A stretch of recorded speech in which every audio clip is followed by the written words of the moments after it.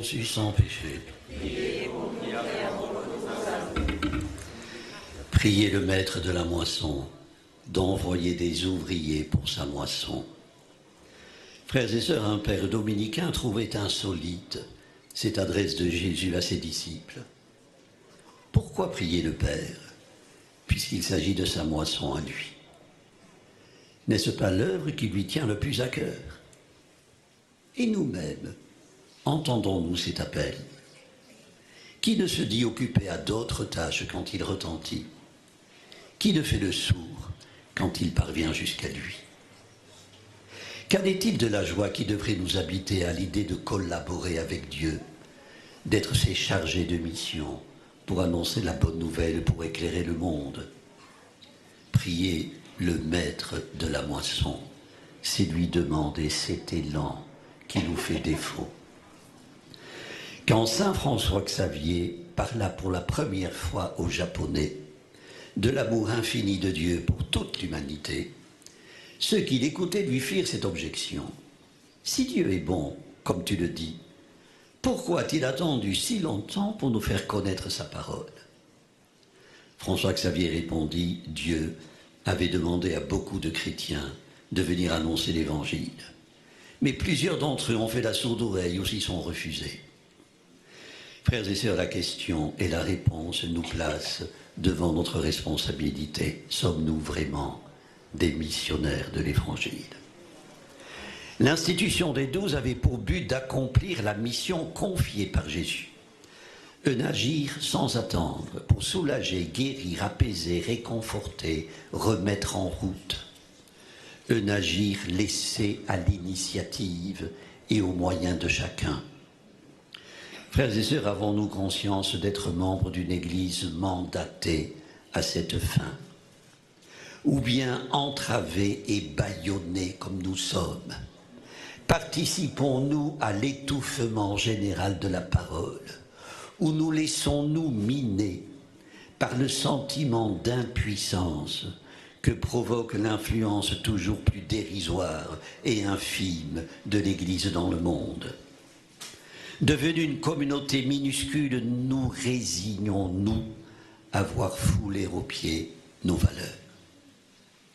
Frères et sœurs, il est grand temps de reprendre une saine conscience de ce que nous sommes.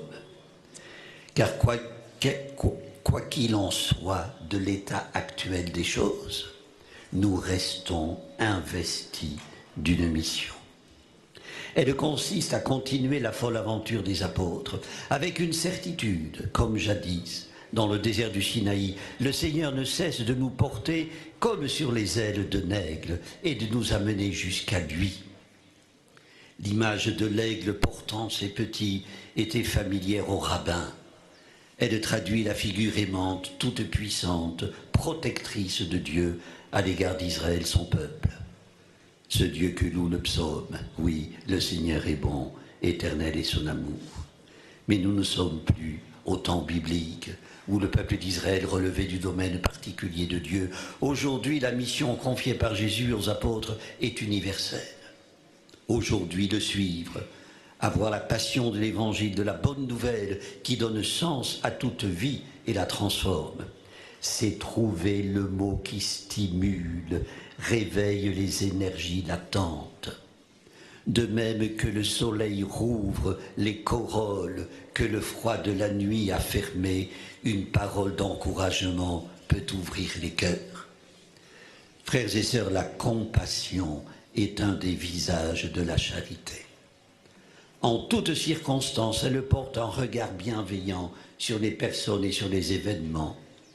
On a dit du pape Jean XXIII qu'il avait l'art de créer un climat de confiance autour de lui, en dépit de la distance ou même des oppositions.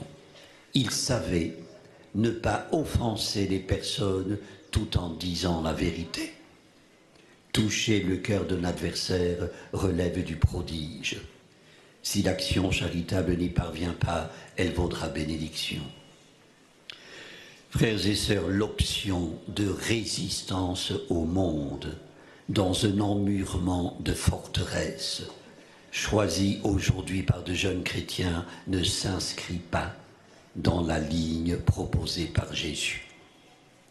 C'est une tentation que les auteurs spirituels ont de longue date soulignée, disait un père dominicain, et l'enrôle les meilleures intentions sous les drapeaux d'une rhétorique guerrière.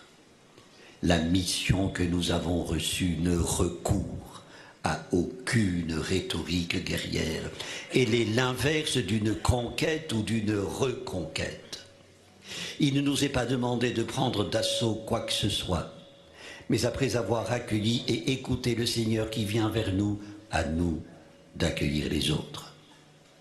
Lors du congrès international sur l'évangélisation dans la grande ville, c'était à Lisbonne, à la Toussaint 2005, le cardinal Polycarpe disait « Nous ne sommes pas venus pour sacraliser la ville de Lisbonne, nous sommes venus pour l'humaniser à partir de l'évangile. Humaniser. » Peggy déjà signalé que toute la faiblesse, et peut-être la faiblesse croissante de l'Église dans le monde moderne, c'est le manque de charité. La charité est la marque de tout engagement authentique du chrétien. Engagement qui doit se manifester gratuitement, comme le rappelle Jésus dans l'évangile de ce dimanche. Manquer à la charité, manquer à la gratuité, d'où le grief. Par les envoyés à la moisson du Seigneur, le royaume est ouvert à ceux qui n'en ont aucune idée, et en même temps laissés à leur liberté d'y entrer ou non. Gardons-nous donc de nous imposer, mais guidons nos actions sur l'envoyé de Dieu, sur le Christ lui-même, qui nous a dit « Vous avez reçu avec gratuité, donnez gratuitement ». Frères et sœurs, à la fin de chaque Eucharistie, le célébrant renvoie les fidèles dans la paix du Christ. Ne rêvons pas d'un terrain sans obstacle, d'un champ sans mauvaises herbes et sans caillasses. Il ne s'agit pas de batifoler dans les prés. Ne laissons pas notre ardeur s'éteindre. Ne taisons pas notre fierté, non pas celle des pharisiens qui se croient supérieurs, mais la fierté paulinienne de notre identité. Et prions, oui, le maître de la moisson, pour que nous retrouvions le goût de partager en toute gratuité ce que nous avons reçu. Amen. Prions le Seigneur. Dieu notre Père, tu nous appelles à annoncer au monde la bonne nouvelle du salut. Donne-nous part à ton Esprit Saint, afin que nous ayons l'audace de proposer l'Évangile jusqu'aux lointains confins de la terre. Mets en nous un ardent désir de nous engager pour hâter l'avènement de ton royaume. Nous te le demandons par Jésus-Christ, ton Fils, notre Seigneur, qui vit et règne avec toi et le Saint-Esprit, maintenant et pour les siècles des siècles. Amen. Le Seigneur soit avec vous. Et avec votre esprit. Que Dieu Tout-Puissant vous bénisse, le Père, le Fils et le Saint-Esprit. Notre-Dame de Lourdes, Sainte Bernadette, ô Marie conçue sans péché, Seigneur, Prince de la paix, écoute notre prière. Nous nous tournons vers toi alors que des bruits de guerre résonnent en Europe. Nous te prions pour l'Ukraine, nous te prions pour la Russie, nous te prions pour l'Europe et le monde. Sois le soutien de tous ceux qui sont secoués, ébranlés par la peur, l'angoisse et la violence. Brise l'orgueil des puissants, inspire la sagesse aux gouvernants, change les cœurs de pierre en cœurs de chair. Maintiens en chacun de nous l'esprit d'amour qui distingue l'autre en frère, une sœur et non un ennemi. Seigneur, fais de nous des artisans de paix. Avec tous les chrétiens à travers le monde, prions les mots que Jésus nous a enseignés pour que sa volonté soit faite sur la terre comme au ciel. Notre Père, qui es aux cieux, que ton nom soit sanctifié, que ton règne vienne, que ta volonté soit faite sur la terre comme au ciel. Donne-nous aujourd'hui notre pain de ce jour.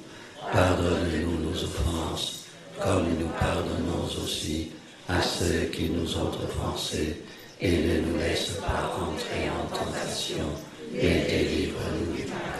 Ô Vierge Marie, le peuple chrétien À Lourdes vous prie, chez vous il revient. Ave, Ave, Ave Maria. Ave, Ave, Ave Maria. Envoyés dans le monde pour annoncer la bonne nouvelle, allez dans la paix du Christ. Rendons grâce à Dieu. Au nom du Père et du Fils et du Saint-Esprit. Amen.